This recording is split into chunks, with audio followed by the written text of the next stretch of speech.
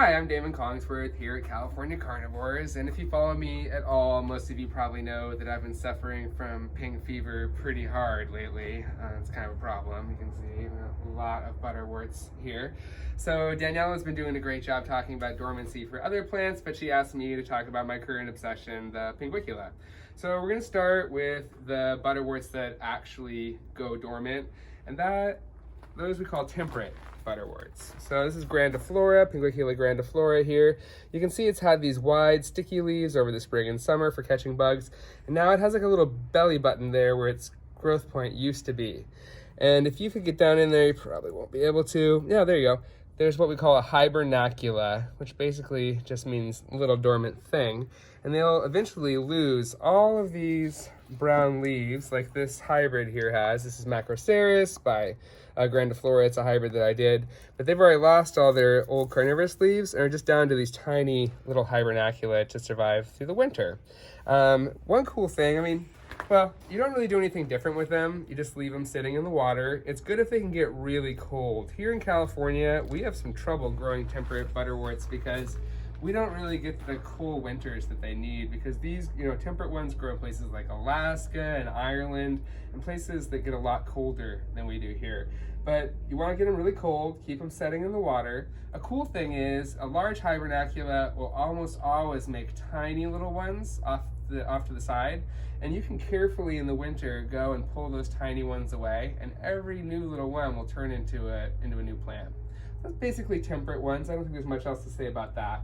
The other group are subtropical. The subtropical butterworts there's 5 species that come from the American Southeast. This is Primuliflora, the double flower Primuliflora, but it's basically the same as regular Primuliflora, except it's amazing flowers. They don't need a dormancy. If they catch a heavy frost, like they will catch frost in Alabama, they will die back. They do not have a Hibernacula.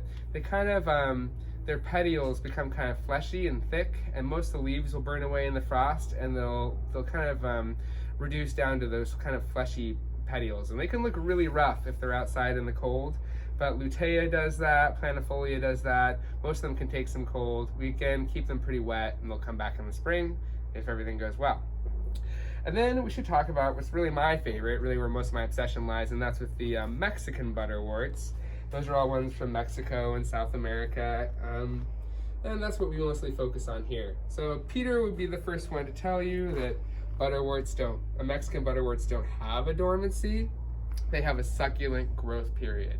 So it's not a proper dormancy because they keep flowering, they actually keep growing leaves, but they grow different leaves. Many of you are familiar with Pinguicula gypsicula, and it has long spidery leaves in the spring and summer for catching bugs, but then it dies back to these tight winter buds, and they're succulent. They hold a little bit of water, and these grow right next to cacti and succulents in the deserts a lot of times, and so they need some way to get through those dry winters. For those of you who don't know, in Mexico they have dry winters and warm, wet springs and summers. It's the reverse of what we have here in California.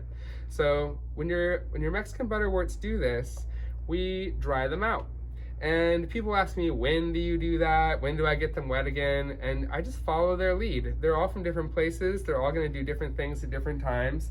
It's really obvious that this one's on its way to becoming into the dry period. So now I'll just take it out of the water and set it there. And you can let it get pretty darn dry in between waterings. You'd be amazed at how dry that could get. You don't want to get too dry because it will die. You don't want cactus dry, but you can let it get pretty dry.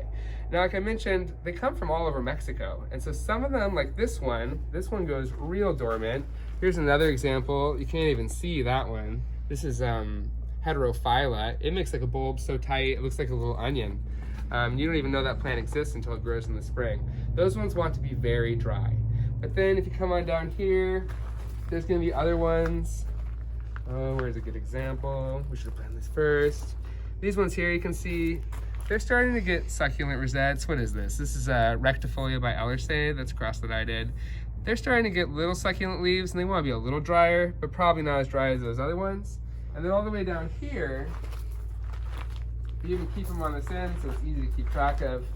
But Pinguicula gigantea does not need to be dried out at all. It can just be kept sitting in water all year round. And a marginata, this little marginata, there's a flower. A marginata grows right next to wet waterfalls in Mexico. And so it also, it can be kept wet constantly. You don't need to dry it out. And then you should be careful of hybrids, because hybrids with the Gigantea and the marginata, they also want to be kept a little bit wetter.